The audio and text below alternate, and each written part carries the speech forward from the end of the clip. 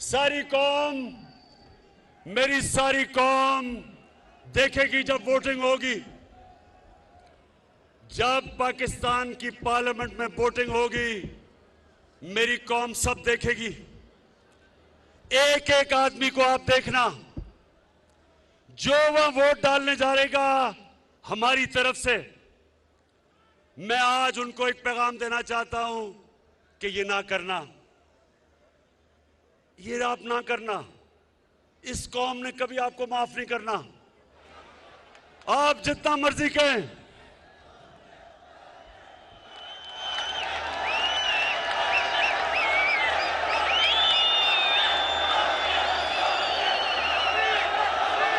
आप जितना मर्जी कहेंगे कि जी वो देखे ना, हमारे से हुकूमत ने अच्छा नहीं किया, देखें जी उन्होंने मेरे काम नहीं किए, देखें जी वो महंगाई नहीं रोकी गई।